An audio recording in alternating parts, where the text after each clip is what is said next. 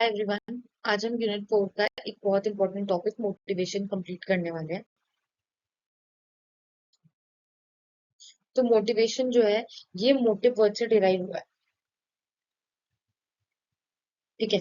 Motive word से derive, motive का मतलब क्या होता है? किसी भी चीज को करने का मतलब। फॉर एग्जाम्पल, मुझे यूजीसी नेट एग्जाम क्लियर करना है to get a good job to become assistant professor. तो मेरा मोटिव क्या है कि मुझे असिस्टेंट प्रोफेसर बनना है। उसके पीछे का मोटिवेशन, तो उसके लिए मुझे क्या करना पड़ेगा? पढ़ाई करनी पड़ेगी। तो मेरी पढ़ाई करने के पीछे का मोटिवेशन या मोटिव क्या है? To clear the exam. Fine. तो motivation is an internal and an external force that innate direct sustain behaviour towards achieving goal. ये बेसिकली एक इंटरनल भी हो सकती है और एक्सटर्नल फोर्स भी हो सकती है। इंटरनल फोर्सेस मेरे को अंदर से ही है कि मुझे कुछ करना है, मुझे कुछ करना है।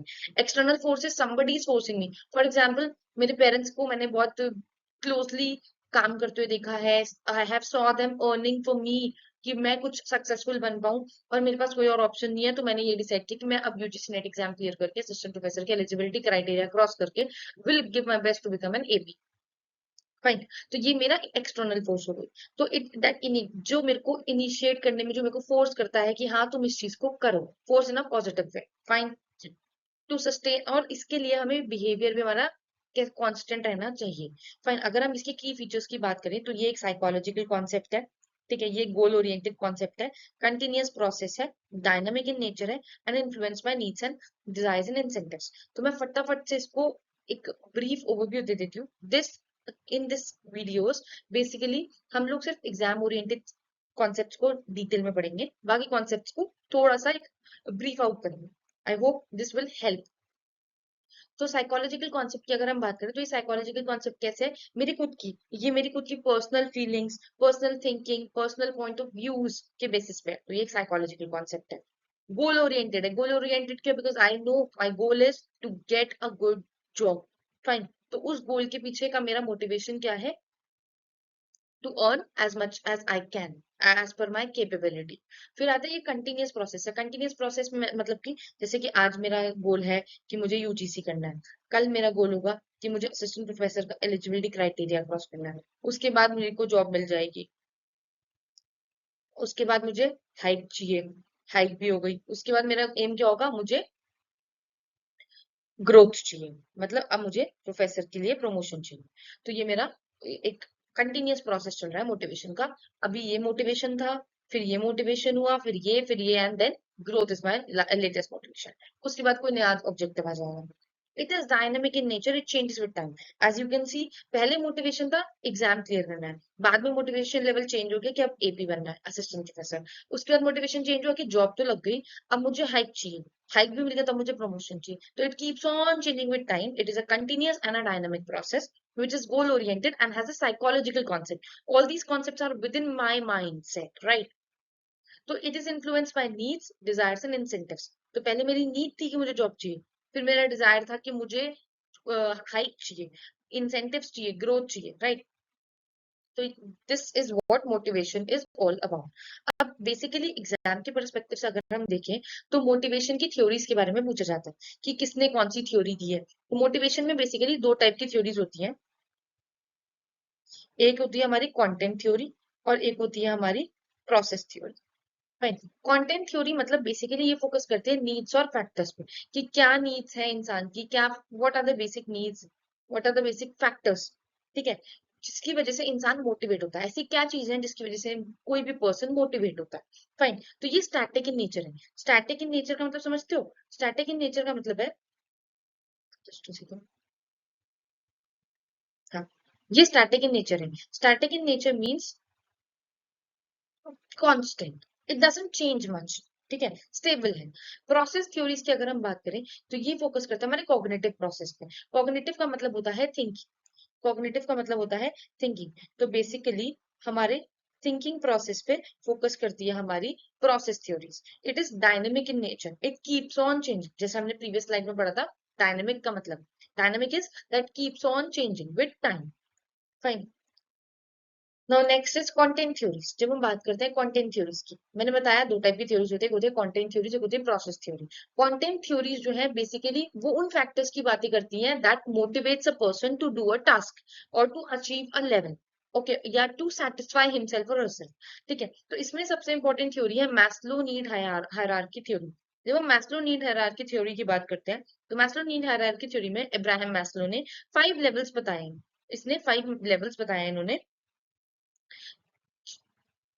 which leads to motivation from one level to another. For example, पहले इंसान का बेसिक फिजियोलॉजिकल नीड्स होती है। Basic physiological needs in the sense food, water, house, ये बेसिक नीड्स हैं। जब ये बेसिक नीड्स पूरी होती है तो इंसान कहता है चलो अब फूड भी आ गया, अब वाटर भी आ गया, हाउस भी आ गया, और अब मेरे को एक, अब उसके बाद जब उसको ये बेसिक नीड्स पूरी होती है तो वो किस चीज के लिए भागता है, सिक्योरिटी नीड्स के लिए। फॉर एग्जाम्पल हम अपनी बेसिक नीड ले लेते हैं एग्जाम्पल के लिए, जॉब। जॉब मेरी बेसिक नीड है, ठीक है। जॉब मिल गई तो अब मेरी सेफ्टी नहीं चाहिए, मतलब I got the job but I have to retain that job, मेरे हाथ से वो जॉब जानी नहीं चाहिए, तो I work harder and harder. मेरे को जॉब, मैं उसमें पहले एज एन इंटर्न थी but now I am a permanent employee, ठीक है। अब मैं परमानेंट हो गई तो फिर मेरी थर्ड नीड जाएगी। थर्ड नीड इज, अब मैं इधर परमानेंट हो गई तो मुझे फ्रेंड्स चाहिए होंगे, इधर कलीग्स चाहिए होंगे, इधर मुझे अपने मैनेजर के साथ रिलेशंस मेंटेन करने होंगे, तो यहाँ मेरा जाएगा बिलोंगिंगनेस। बिलोंगिंगनेस हो गया तो एस्टीम नीड्स। अब आई एम डूइंग वेल तो मुझे क्या चाहिए, प्रमोशन। मुझे एक उस लेवल तक पहुंचना है कि जहां मेरे को फील हो yes that yes I am someone who is doing a good job. Esteem need, self esteem grow. और फिर आता है लास्ट हमारा सेल्फ एक्चुअलाइजेशन, कि हाँ I have been doing my best, I have been doing my best, अब सब कुछ चीजें हिसाब से हो रही है। तो self esteem needs means basically there is a positive self image और सेल्फ रिस्पेक्ट। और self actualization is the top most need according to Maslow, which is the challenging job for a manager to address.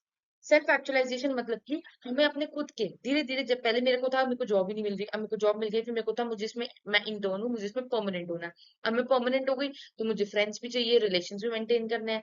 उसके बाद esteem needs की मैं कितना अच्छा कर सकती हूँ या कर सकता हूँ, फाइन। और फिर self actualization. Self actualization is nothing but basically जब हमें खुद को लगने लग जाता है कि हाँ I am capable of doing this, तो knowing on your own potentials, ठीक है।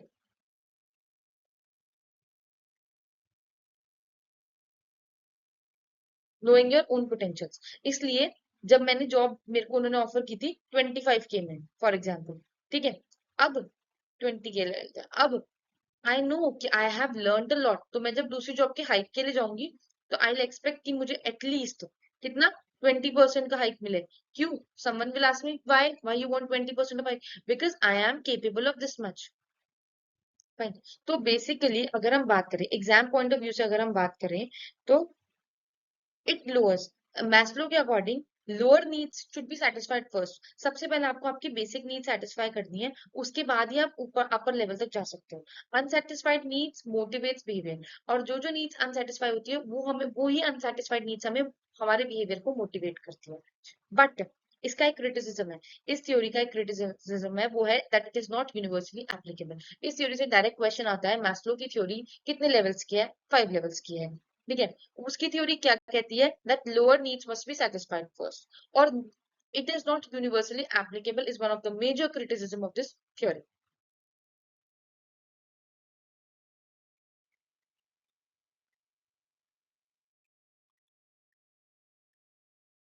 बात है हम नेक्स्ट हमारी क्लेटन एल्डरफर ईआरजी थ्योरी पे। क्लेटन एल्डरफर ईआरजी थ्योरी, जैसे हमने मैस्लो की थ्योरी में 5 नीड्स पढ़ी थी, physiological needs, safety needs, social needs, right, हमने पढ़ी थी physiological needs, safety needs, social needs,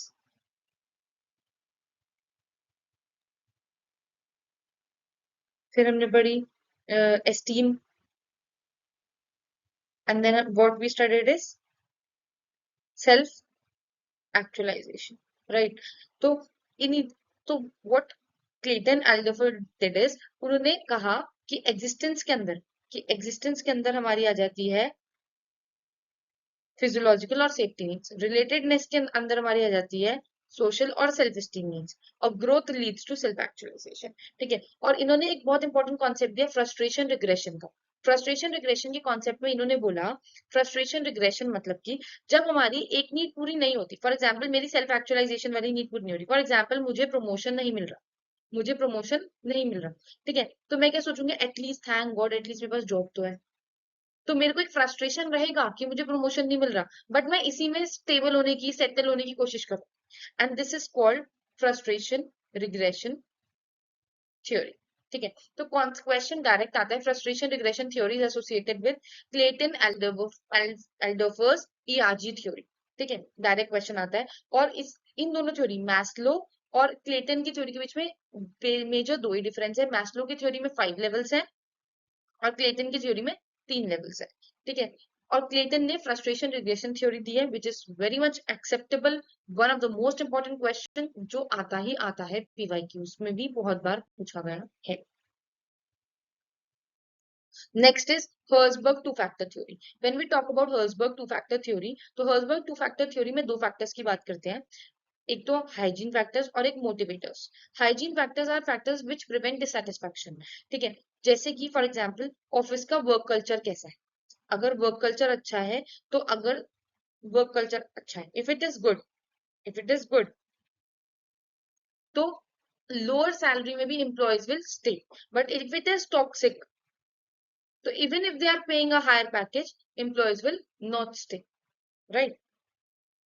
Motivators means which create satisfaction. Motivators क्या होते हैं? Basically rewards and recognitions, right? Achievements, appraisals, ये सब आपके आ गए motivators. Fine. तो no satisfaction versus satisfaction is not okay. No satisfaction versus satisfaction. इस word को याद करते सिर्फ मैक्लीलैंड्स नीड थ्योरी। मैक्लीलैंड्स नीड थ्योरी की बात करें अगर हम, तो डेविड मैक्लीलैंड ने थ्योरी दी थी। किसने? डेविड मैक्लीलैंड ने थ्योरी दी थी। और उनका क्या कहना था? उनका बेसिकली कहना था कि कोई भी इंसान हो, एनी पर्सन, ठीक है, एनी पर्सन, उसकी जो भी नीड्स होती हैं वो तीन होती हैं, तीन टाइप की नीड्स होती हैं जिसके लिए इंसान मोटिवेट होता है। Any person get motivated to fulfil its his needs, his और हर नीड्स, हिज और हर नीड्स को फुलफिल करने के लिए इंसान मोटिवेट होता है। तो वो थ्री टाइप्स में उन्होंने उस नीड्स को डिफाइन किया। ठीक है, जैसे कि need for achievement, need for power and need for affiliation. When we talk about need for achievement, there are some people who you might have seen many people जिनको रहता है नहीं मुझे ही जीतना, आई हैव टू विन, चाहे मैं कैसे भी जीतूं, but I want to win, I want to be the first. ठीक है, I have to achieve this, I have to clear the exam, तो that is need for achievement.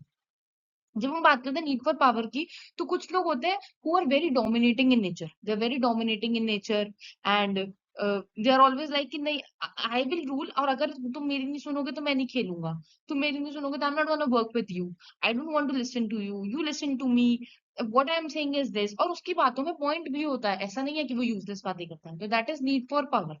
ठीक है, the other is need for affiliation. अब there are some people who says कि no no, I don't want to win, तुम जीत जाओ लेकिन मेरे को अपनी फ्रेंडशिप खराब नहीं करनी, you take this but I don't want कि मेरा रिलेशन खराब हो, blah blah blah, that is need for affiliation.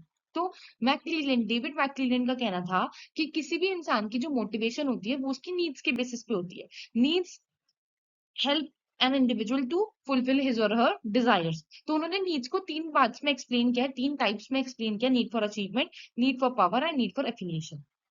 एक बहुत इंपॉर्टेंट कॉन्सेप्ट क्वेश्चन आता है डायरेक्ट एग्जाम में कि नीड्स आर लर्नड और इनेट। तो नीड्स आर बेसिकली लर्नड, मतलब जो चीजें हम देखते हैं हमारे एनवायरनमेंट में, हमारे एटमॉस्फेयर में, उस बेसिस पे हम अपनी नीड्स को जनरेट करते हैं। फॉर एग्जाम्पल मैंने बचपन से देखा कि मेरी मम्मा जो है वो बहुत ही ज्यादा सबमिसिव इन नेचर रही है, and my father used to dominate her. ठीक है, तो मेरे को हमेशा एक नीड रहेगी, what I have observed is that my mother was always submissive, but being a daughter I don't want to be submissive, I want to be dominating in nature, so I'll run for power, I need power. Fine. For example, need for affiliation, I have always learned from my parents that nothing is bigger than having good relations with your loved ones. ठीक है, not ruining your relations for any power or any needs, ठीक है, any wants. तो that is what I have learned. तो needs are basically learned. ठीक है, motivation जो है वो learned होता है, वो innate inbuilt नहीं होता। Got it?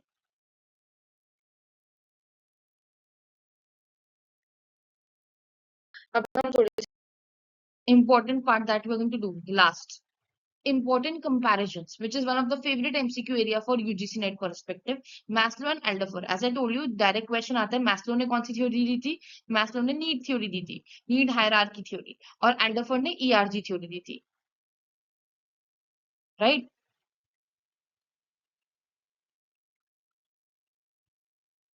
फाइन। मैस्लो ने 5 लेवल्स की बात की थी और एल्डरफर ने 3 लेवल्स की बात की थी।